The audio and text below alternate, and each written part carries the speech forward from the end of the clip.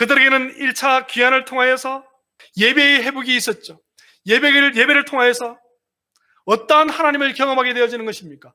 거룩하신 하나님을 경험하게 되어지는 거예요. 예배를 통해서 하나님의 존재 앞에서 우리가 어떠한 삶, 어떠한 행동, 어떠한 생각을 해야 될지를 배우게 되는 것입니다. 하나님께서는 말씀을 통해서 내가 거룩하니 너희도 거룩하라고 말씀하고 있는 것입니다. 우리는 예배를 통해서 그것을 배우는 거예요. 거룩하신 하나님을 우리는 배우는 것입니다. 이스라엘 민족이 70년간의 그 긴 오랜 동안의 포로 생활을 마치고 1차 포로 기한 BC 536년 포로 기한이 일어났을 때에 그들은 서룹바벨을 통하여서 바로 그것을 배웠다는 것입니다. 거룩하신 하나님을 배웠다는 것이죠. 에스라 3장 2절 말씀 보니까 이렇게 기록하고 있습니다. 요사닥의 아들 예수아와, 예수아는 대제사장을 말하죠. 그의 형제 제사장들과 살디엘의 아들 스룹바벨과 그의 형제들이 다 일어나 이스라엘 하나님의 제단을 만들고 하나님의 사람 모세의 율법이 기록한 대로 번제를 그 위에서 드리려 할세. 사랑하는 성도 여러분, 이스라엘 민족은요 예배의 회복을 경험했다는 것입니다. 거룩의 회복을 경험했다는 것입니다.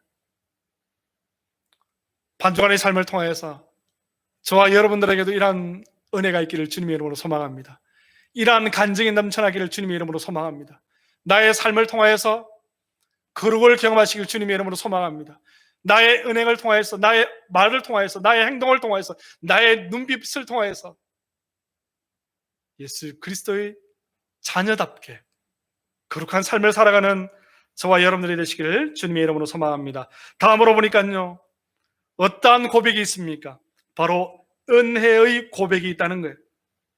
2차 포로기한을 통해서 학사 이스라엘을 통해서 무엇을 보여줍니까? 말씀을 선포하죠. 말씀을 통해서 우리에게 주는 것이 무엇입니까? 은혜라는 것입니다. 은혜의 하나님을 우리가 경험하게 되어진다는 것입니다. 은혜의 하나님을 우리가 고백하고 은혜의 하나님을 우리가 간증해야 한다는 것입니다. 매일매일 순간순간마다 하나님께서 우리에게 보여주시는 그 은혜, 우리의 심장이 뜨고 우리가 호흡할 수 있는 그 은혜, 우리가 굶주리지 아니하고 헛벗지 아니하고, 요즘에 비가 우리 캘리포니아에도 많이 오죠. 얼마나 추운지 비를 피할 거처를 주시고 그 은혜, 생각해보면 우리 그 모든 것이 하나님의 은혜라는 것입니다. 그 은혜가 우리 삶의 간증으로 나타나야 된다는 것이죠. 느헤미야 9장 38절 말씀 보니까 이렇게 기록하고 있습니다. 우리가 이 모든 일로 말미암아 이제 경고한 언약을 세워 기록하고 우리의 방백들과 레위 사람들과 제사장들이 다 임봉하나이다 하였더라. 이 말은 무슨 말입니까? 느헤미야가요 이제 성경을 다 건축한 다음에 이스라엘 민족을 다 모아놓고, 야 너희들 이제 그렇게 살면 안 돼, 이제 이렇게 살아야 돼, 이렇게 살아야 돼, 이렇게 살아야 돼 하니까 제사장들이 다 레위 사람들과 우리의 방백들과 레위 사람들과 제사장들이 다 임봉하나이다. 이 말은 무슨 말이냐면 도장 찍었다는 거예요. 도장. 이제 우리가 하나님 앞에서 하나님의 은혜의 말씀대로 살기를 내가 서약합니다라고 도장을 찍었다는 거예요. 계약했다는 것이죠. 계약을 맺었다는 것이죠. 은혜라는 건 바로 그것입니다. 은혜는 바로 그것이에요. 이제 죄와 허물로 죽을 수밖에 없는 존재가 아니라 죄와 허물로 죽었던 저와 여러분들을 하나님께서 말씀의 약속대로, 말씀의 언약대로 우리를 살리시고 하나님의 자녀 삼으시고 하나님의 자녀답게 삶을 살아가는 수 있는 그 은혜를 우리에게 주셨다는 것입니다. 우리는 이제 그 은혜를 누리는 것입니다. 그 은혜를 경험하는 것입니다. 그 은혜를 간증하는 것입니다. 나누는 것입니다. 내가 이제 그리스도인으로서 하나님께서 나에게 베풀어진 그 놀라운 은혜를, 그 고난의 긴 터널을 통과할 수 있었던 그 은혜를 간증하며 나눌 수 있게 되어지기를 주님의 이름으로 소망합니다. 마지막으로 보니까요, 고난은 하나님을 사랑하는, 하나님의 사랑을 고백하게 하는, 하나님의 지식을 간증하게 하는 일인데, 마지막으로 네 번째로 보니까 사랑의 하나님을 고백하게 하는 것입니다. 3차 기한 통하여서, 느헤미야를 통해서 성벽을 건축하게 하죠. 성벽을 건축하게 했다는 말은 무슨 말입니까? 공동체를 회복시켰다, 이 말이죠. 즉 쉽게 말해서 하나님은 사랑의 하나님이시라는 거예요. 나만 보는, 나 자신만 바라보게 하는 하나님이 아니라 내가 예수 믿은 그 은혜를 통하여서 내 옆에 있는, 내 오른쪽, 나의 앞에, 나의 뒤, 나의 이웃을 돌아보게 하는 그런 공동체를 사랑하게 하는 사랑의 하나님이심을 보여준다는 것입니다. 사랑의 하나님임을 간증해야 된다는 것이죠. 사랑하는 성도 여러분, 우리의 삶을 돌아볼 때 하나님께서는요, 그 아들 예수 그리스도를 십자가에 못 박기까지 우리를 사랑해 주셨음을 우리는 알고 있습니다. 그 고난을 통과할 때 우리가 하나님 앞에서, 우리가 사람들 앞에서 간증해야 될 것이 무엇입니까? 하나님은 사랑의 하나님이십니다 라고 그 말을 고백할 수 있어야 된다는 것입니다. 우리가 하나님의 사랑을 입은 자는요, 그 사랑을 하나님께 돌려드려야 되지만 또한 동시에 우리 이웃과 공유할 수 있어야 된다는 것입니다.